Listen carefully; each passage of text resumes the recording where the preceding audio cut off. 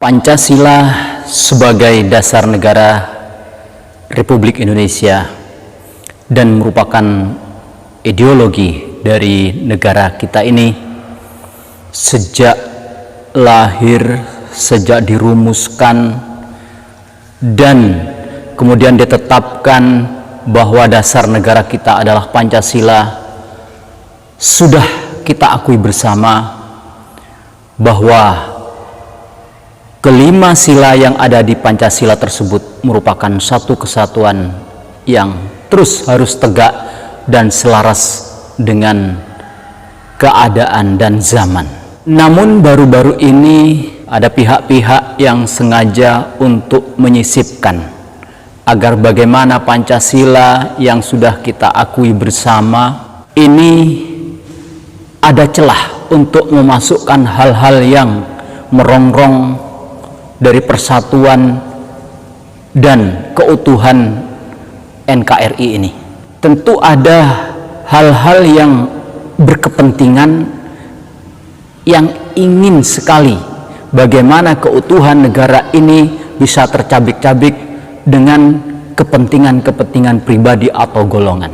Bahkan sampai tembus kepada para politikus atau kepada para orang-orang yang berkompeten di negeri ini, sehingga ada hal yang akan dibahas yang akan merubah Pancasila, sehingga ada pasal-pasal yang akan membentuk haluan ideologi Pancasila. Atau mungkin bisa Pancasila nanti akan bukan Pancasila lagi atau menjadi Trisila atau Ekasila. Ini merupakan suatu bentuk bagaimana penyusupan-penyusupan di dalam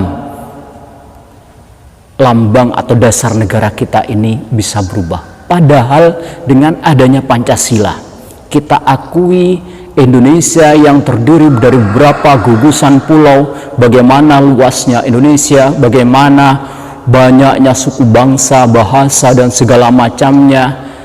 Indonesia berkat adanya Pancasila dapat bersatu. Dari 5 sila yang ada di dalam Pancasila sudah merupakan global dari keadaan bangsa Indonesia ini yang memang betul-betul dari berbagai macam kalangan. Dengan adanya Bhinneka Tunggal Ika, Indonesia mampu meredam tidak terjadinya diskriminasi terhadap suku yang satu terhadap suku yang lain. Bagaimana kita lihat baru-baru ini yang terjadi di Amerika Serikat, ada intimidasi dari kulit putih terhadap kulit hitam. Ini membuktikan bahwa Indonesia bisa menyamakan kedudukan ras, warna kulit itu tidak menjadi permasalahan dengan adanya Bhinneka Tunggal Ika. Ini membuktikan bahwa Pancasila itu betul-betul bisa mengayomi, bisa membawahi daripada suku-suku yang ada di negeri ini.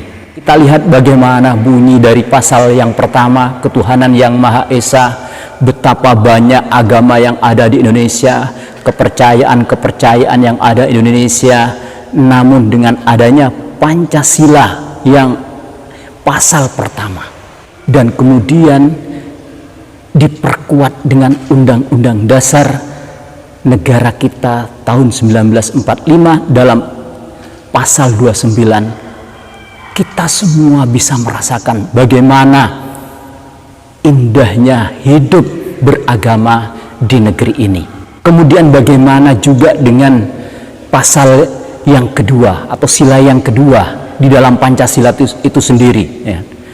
Kemanusiaan yang adil dan beradab ternyata mampu mendudukkan semua tingkatan kalangan yang ada di negeri ini sehingga mendapat pengayoman, ada hak-hak dari kemanusiaan yang bisa diayomi dan dinaungi oleh negara ini. Coba bayangkan bagaimana kalau seandainya pasal-pasal atau sila-sila yang ada di dalam Pancasila tersebut diganti atau ditiadakan. Ini yang membuat miris bagi kita semua. Dengan tidak mengurangi daripada sila-sila yang ada di Pancasila, maka bagus nanti akan perjalanannya. Kalau memang Pancasila akan disusupi dengan hal-hal yang lain, mungkin ada, kita tidak bisa terima.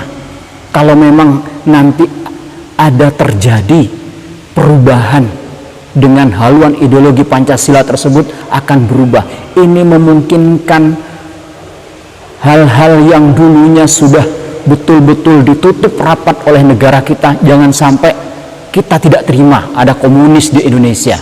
Kita tidak terima ada khilafaisme. Tidak terima. Kenapa? Karena tidak akan sesuai lagi dengan ideologi kita Pancasila. Kita tidak terima dengan adanya radikalisme di negeri ini. Karena Pancasila mampu mengayomi dan mampu memayungi negeri ini. Tinggal bagaimana para politisi, para pemimpin negeri ini terus memperkuat, jangan sampai ideologi yang kuat yang kita punyai, para pejuang-pejuang dulu, para orang-orang terdahulu mempertahankan negeri ini, terus menyusun rancangan Pancasila kemudian jadi, ini dijaga, betul-betul dijaga. Ini adalah tugas kita warga negara. Kita akui Pancasila merupakan ideologi yang mungkin tidak ada di negara lain. Di kita inilah berkat adanya Pancasila, maka beberapa suku, beberapa pulau, beberapa bahasa dipersatukan dengan sila yang ketiga, persatuan Indonesia. Inilah bukti. Kemudian bagaimana dengan pasal atau sila yang keempat? Ternyata kita percaya dari sejak ada Orde Lama, Orde Baru, bahwa kerakyatan yang dipimpin oleh hikmat dalam kebijaksanaan, dalam permusyawaratan dan perwakilan, kita terus laksanakan. Ternyata kita mampu menjalankannya. Dan bagaimana kita bisa merasakan sila yang kelima, keadilan sosial bagi seluruh bangsa Indonesia? Kita rasakan mungkin adil itu proporsional. Kadang-kadang ada rakyat mengatakan pemerintah itu tidak adil, tapi sebagian pemerintah itu sudah adil. Kita lihat bagaimana kepercayaan berdasarkan survei sekarang ini yang terjadi terhadap pemerintah yang sekarang lagi berkuasa, itu sudah di atas 60% kepercayaan, kepuasan masyarakat terhadap kepemimpinan negara. Berarti di situ ada keadilan. Pancasila terus dilaksanakan, rakyat Indonesia akan merasakan bagaimana seluruh rangkaian daripada sila yang 5 ini bisa diterapkan, bisa dilaksanakan. Jangan sampai Pancasila berubah menjadi Trisila atau Ekasila. Kita jaga, kita terus jaga 4 pilar kebangsaan ini: Bhinneka Tunggal Ika, Pancasila, Undang-Undang Dasar 1945, NKRI. Itu sudah merupakan harga mati bagi kita. Ideologi kita adalah Pancasila. Jangan sampai berubah, kita tetap perjuangkan. Mudah-mudahan tetap jaya, Indonesia maju.